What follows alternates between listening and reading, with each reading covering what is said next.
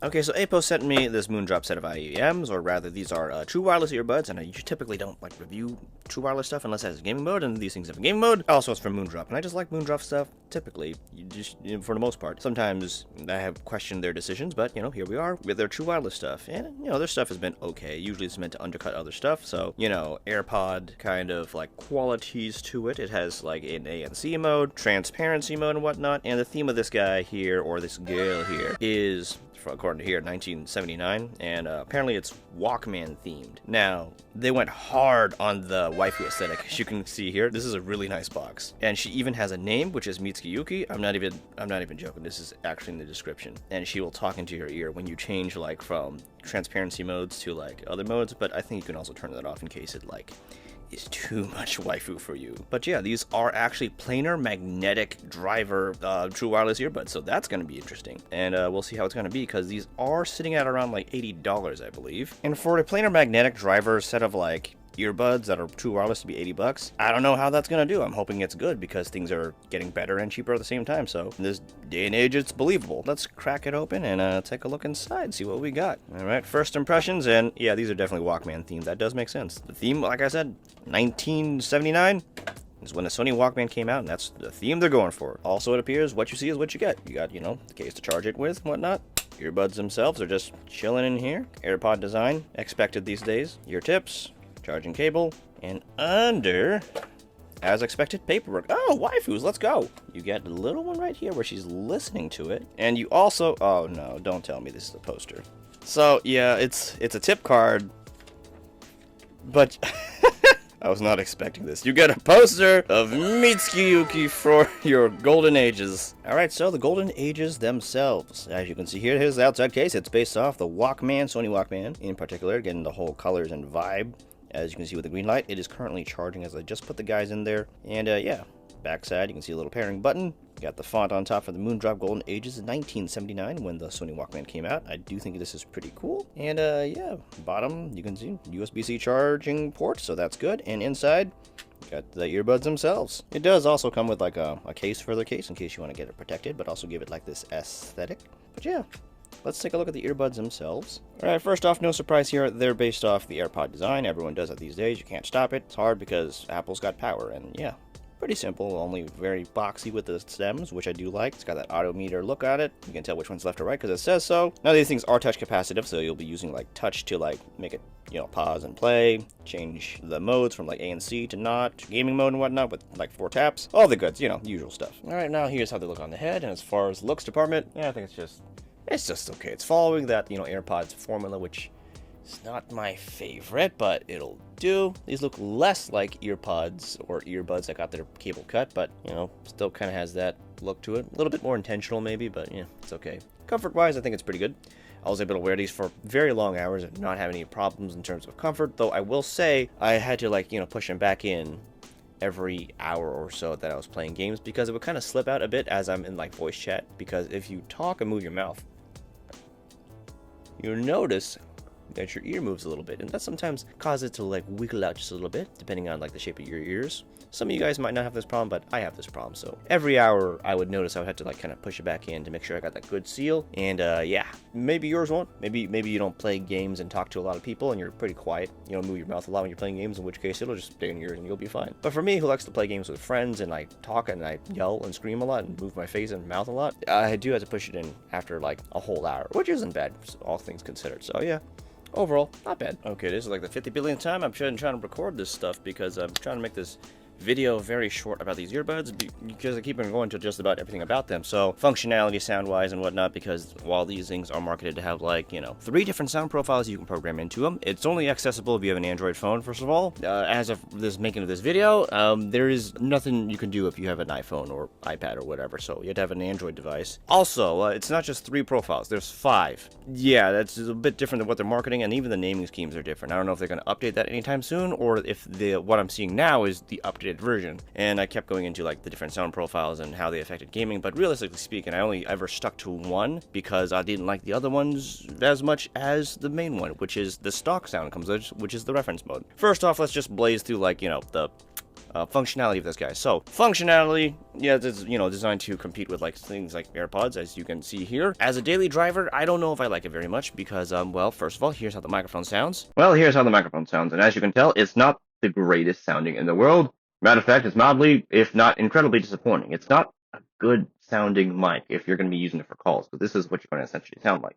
From what I can tell in the test, it is trying to do a lot of background noise cancellation so that you can't hear too much in the background, but even then, you know, as you can hear, it can do a lot better. So this mic is kind of disappointing. Not a very good mic. Now, when it comes to other functionality bits, such as ANC, the ANC is just okay. It's not the greatest in the world. Doesn't beat AirPods or anything at that, which is kind of obvious because these are $80 devices. But they're doing their best, and it cancels some sounds out, but not a whole lot. It does deafen a lot of things, but in my usage, which is mostly for gaming, because that's what this channel is about, I will say it did a great job in canceling the sounds of like my PC fans ramping up when I'm playing like more like graphically demanding, you know, games. So then like the fans on my GPO tend to get kind of loud if like I'm playing something that has a lot of graphical stuff, and because I like to push the highest graphics no matter what, even if it costs my frame rate, and this makes my fans go kind of higher than I'd like and be pretty audible, and these guys kind of cancel out that sound, so that's actually pretty good. Will it cancel out the sound of people like screaming around you? Probably not, but at least it deafens like the main sounds of like your devices and whatnot, and helps you focus on the game, so that's nice. And for context, I did spend basically all my time gaming with this with the ANC on. Now on the other side of the fence, there is the transparency mode, which honestly is not very good, and that's kind of expected for the most part. I don't think there's really too many devices out there that have like really nailed the transparency mode to make everything sound natural while you're playing sound so you can hear around you as much as like AirPods have. AirPods Maxes, AirPods Pros, they just kind of got it down versus most other devices out there. There's always this like electronic hum or hiss kind of playing, and the sounds of other sounds coming in being recorded by the microphones for that transparency mode just doesn't sound quite right. It's a little bit boosted and it doesn't sound quite natural. So, you know, transparency here is not that great. Also, a little fun fact, as I mentioned a little bit earlier, if you're going through transparency mode and, well, just anything really, any action that makes a beep sound, such as like connection, disconnecting, changing your ANC modes, gaming mode, music mode, whatever, all of it will be narrated by our waifu over here, which actually is surprisingly pleasant compared to like say beeping sounds, and it plays rather softly, which is kind of nice. I did try recording like the sounds of her voice to like get you an idea what it's like through here, but because she says all these commands so softly, it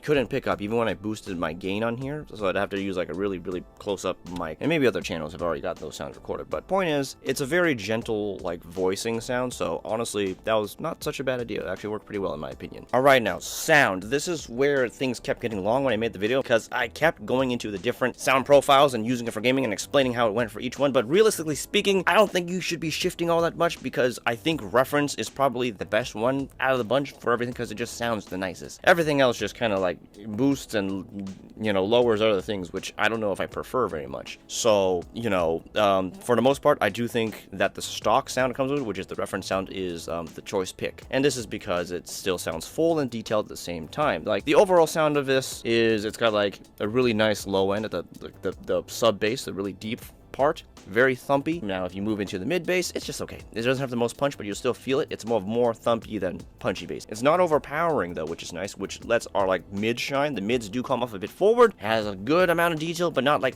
incredibly grainy bits, but you know, still more than, you know, you'd be expecting. Now I wouldn't say that they were like super analytical, but nor would I say they were smooth. They're somewhere in between, which is like a good even balance. Moving into the highs, it's not very bright, just kind of drops off. It's not a very bright sound. It's just enough to give some detail to, like, you know, the sound essentially, which is, in my opinion, okay, because it helps relax the sound for a more enjoyable experience. And since the mids are still relatively detailed and have some texture to it, I'm still having a pretty good time as the, you know, highs mesh in with that. Now, soundstage and imaging for an earbud or IEM or whatever, you know, we're looking at, just the in-ear stuff, I think it is larger than average, which is nice. There's a good amount of space, but not the greatest amount of sound separation in the world. I think it was just okay in that department. That being said, the precision, the imaging of it was good. It's really good, but not 100% precise. I still think it's enough to track things if you're playing games, but if you're doing like 100% pinpointing stuff, it's not the best at it. But even then, these are Bluetooth earbuds, and if you're going to be using these for gaming like I did, first off, turn on the gaming mode. This will lower latency to a barely noticeable to even unnoticeable amount of latency, which is great. That being said,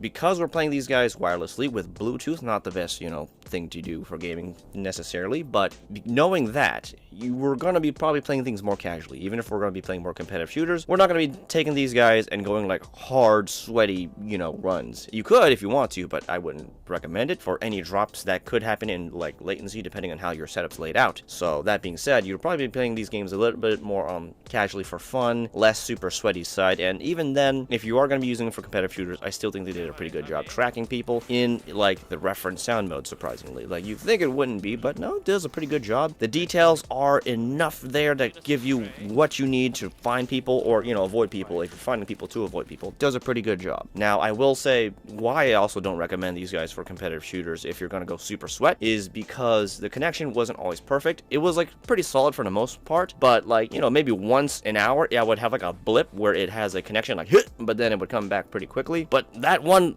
like split second like blip could cost you the game, Granted, it is using more modern Bluetooth tech, but, Bluetooth in of itself still is quite limited compared to, like, the 2.4 gigahertz connections. You'll see that, you have to use a USB dongle to plug into to connect for a better solid connection. So, we're working those limits. But on the bright side, that helps solidify them as a casual set. And if you're playing casually, you might as well be playing non-competitive games, things that are like more open world, atmospheric, just kind of like nice and enjoy your time. Or panic, because some of those games are pretty intense. But, point is, for those kind of open world kind of games, atmospheric stuff, I think it does even a better job because you get to be more relaxed just being wireless, but also the sound, the way it's tuned, just kind of brings out the atmosphere a lot. I do like sounds that have like a lot of like the low end bass really low to give that space, to give that size to the world, and then you get the sprinkled in texture of the mids just to make things just feel very there. It's just, pulls you in for that immersion. But once again, I still did get like that occasional blip in sound, so that kind of breaks the immersion, but what can you expect out of Bluetooth? We're kind of pushing it at this point. And some of you guys out there are still probably wondering, can you use the other like sound profiles? And the answer is yes, you could if you want to, but once again, you need an Android phone to do it. And if I were to change anything to anything, if you're playing shooters,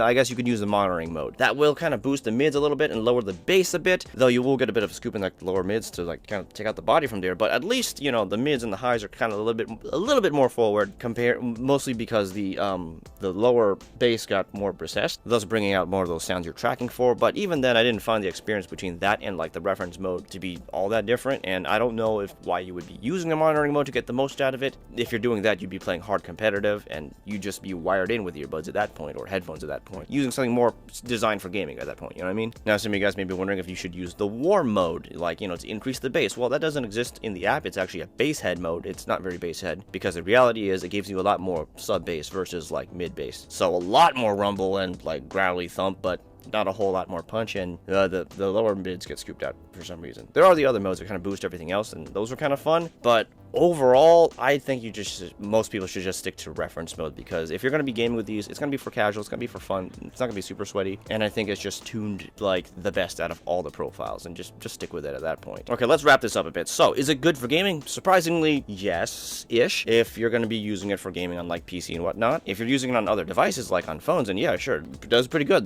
I think the tuning is great for gaming, though, whether I think it's actually worth it for anyone, it depends. For example, if you're an Apple user, it's hard to claw Apple users away from AirPods, because AirPods just connect a lot better. And as of like the recent like WWDC, there's going to be more gaming implementations added to AirPods for iPhone, so it's just kind of hard to argue any other earbuds for like iPhone. That's just kind of Apple is. It's a walled garden. Now, if you're an Android user, things seem a little bit better, because now suddenly these become a lot more viable. However, if you're betting a lot on the ANC, or you really like transparency, or you make a lot of calls, I can't recommend them very much, because they're just kind of mediocre or even bad in those departments, because ANC is just, it's okay. Transparency, don't even bother. The mic quality for the microphone for calls, not great. So if you don't care about those guys, and you're more likely just to use them for like every day for like say videos, music, and gaming, you're basically good to go. Because at this price, we can't really ask for too much. It tries to give a lot, and it does well in some respects and not so well in others. But I guess for gamers, some of you guys might find it worth it. Other guys, maybe not so much. The true wireless stuff world, it's a strange battlefield, and AirPods is really powerful in this realm, especially for Apple. But, once again, for Android users, maybe not. Depends on what you're going to be using it for and what your priorities are. So, that being said, that's all I got for today. This video is going to get too long if I say too much stuff, so link in the description if you want to buy it. It gives you a kickback to help me survive a little longer, because, it's an affiliate link. And yeah, it's not a whole lot of money, but it's something. But, you know what I mean. Not make this too long. Whew, okay, goodbye. Ah.